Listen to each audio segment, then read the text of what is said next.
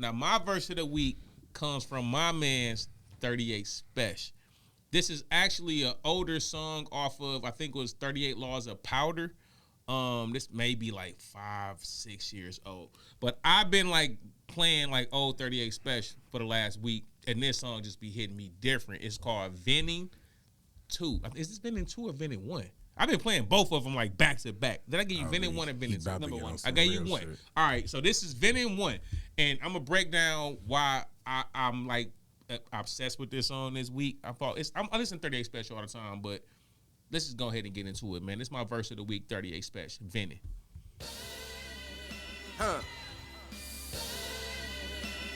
Welcome to the commission. Word up. The slow-mo walk at the beginning of the video is always... Y'all gotta pardon me though, man. Pardon me, I'm just venting, man. Hey, yo, I'm thinking about my daughter, man. You know I miss her. Wish I could kiss her. I lost her. Only thing I got left is this picture. Put it in the Bible, now she resting with the scriptures. 1 year later, the Lord blessed me with a sister. You know I'm real thankful. But you know it's still painful. All that I can do is know I got an angel. But y'all don't know what I'm going through. I told Phils when I was sitting in prison that shit was gonna change, and nigga, I did it. I'm a nigga that been in position. I lost everything dealing with this business and living. I had to sell all my shit to my niggas. My bracelet, my chain, watches, with to my niggas. I stayed strong off the strength of my niggas, but taking laws after laws wasn't fixing my figures. I could only move 3 a week. That ain't enough to feed Lil Just, me and Trees. What the fuck? But everybody, they crown me nice. I made an impact on everybody around me life. Real talk made a difference for the team twice. 2 plugs, let them get it for the same price. Like what you mean, my nigga? It's all good, do your thing, my nigga. This is real life. But pardon me, I'm just venting. Thinking about some things that I should've did different. Should've never fell out position. Getting this by a nigga that used to be my assistant. You ever lost 400,000, my nigga? Fuck that. Have you ever lost a child, my nigga? I hide the pain when I smile, my nigga. I stay strong, but I don't know how, my nigga. The worst feeling when I first turned villain. Holding my baby ashes, staring at the church ceiling. Asking God for forgiveness, repentance, reverse sinning. Is this because them bad dealings and burnt bridges? Is this because them scorned women with hurt feelings? Is this because I'm a thug? Is these drugs worth dealing? Made my first million. Everything changed when I lost my first meal. Thought it all be the same, but it's hard fucking with niggas that's not pure. It's sad when you think that they love you, but not sure. I spent a few nights at the Westin, top floor, blue money, but I invested a lot more.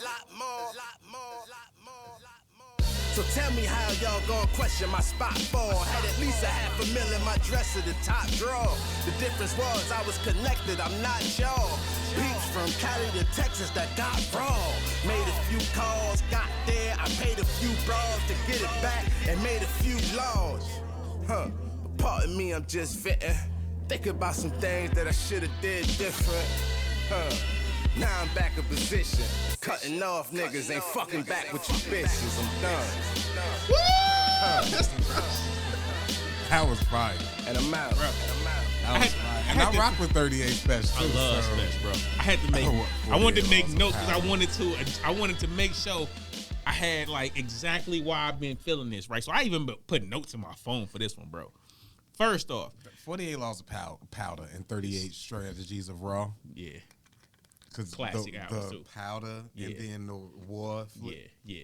Classic projects. If y'all ain't never checked them projects out, go check them out. Classic projects.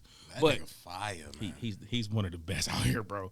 But I love how he started the song off with the loss of his daughter and the pain he feels behind it. The fact he talked about placing her picture in the Bible because it signifies her resting with the words of God, then soon after being blessed with her sister and being grateful in the rare introspective way to start a song off. But it really illustrates his mindset and starting the song off that way. He ain't started off on no cocky, arrogant thing. He's talking about the loss, like the pain he feeling from losing his daughter. So I like the fact he started off like that in the venting section. Then I make sure I make these notes, bro. I wanted to make sure I got my points off on this. Then after venting about those feelings, he takes a turn into discussing going to prison and losing it all. Going from being in position up to literally having to sell all his possessions off in order to survive. He survived through the pain and the strength of his friends holding him down, keeping him strong, but it wasn't fixing his circumstances long term. Like he was saying, like, my people holding me down, but I'm still having to try to find like a way long term for me and my family to succeed and be okay. And that's why he said, but everybody who crowned me knights, I made an impact on everybody around me knights, around me life. It's like everybody around me up too. So even though I'm messed up, they gonna make sure I'm straight. I'm the king. Everybody around me nice. I made an impact to make sure all these people taken care of. So if I ever need something, they all can like chip in and make sure I'm good. You know what I'm saying? And then when he got back in position, he shared his plug with his people. In the streets, bro, people do not be wanting to share the plug. But that just shows you how appreciative he is to his people. And like, y'all there for me, I'm there for y'all. Like, y'all get it for the same price. Yep. You know what I'm saying? Y'all gonna eat the way I'm eating because y'all my people. I love y'all. So I like him implementing that in there. And then he started discussing losing the money and that pain. But then he instantly corrected himself about his daughter. Have you ever lost 400,000, my nigga? Fuck that. Have you ever lost a child, my nigga? It's like he corrected himself of realizing like, yeah, that money loss is painful, but I done been down. My people helped me get up before. And this time, forget that money. I can't ask nobody to bring my daughter back. I can't ask nobody to help me with that pain or get through that. You know what I'm saying? So it's like that like hits me too. And then he knew he had the connections and the love that he showed to get him back up on top. So he did that. But then they brought like my favorite line of the whole song. It's hard dealing with niggas who not pure. It's sad when you think that they love you, but not sure. Like, he know he got love. He know people love him. He know he showed love. But you get to a point to where you don't even trust the love. It's like you think they love you, but you're not sure. Because he had another part where he said, like, getting talked to behind his back from a nigga who used to be his assistant. Mm-hmm. So, like, nigga, I put you on, but you kind of snaking me. Yeah, I got good people around, but when you going down, the people that you looked out for and took care of, and it's like, man, I can't even trust why you doing it. Not saying you did me dirty, but like I can't even trust like your intent. And I just feel like that feeling of like love. That's what I was talking about earlier on our podcast. Like the feeling of loving us and loving you. It's like he was giving love, and it's like he questioning everything. He questioning himself. He questioning was telling these drugs worth it? Was all these things I done did worth losing my daughter? All these possessions, was it worth losing my daughter?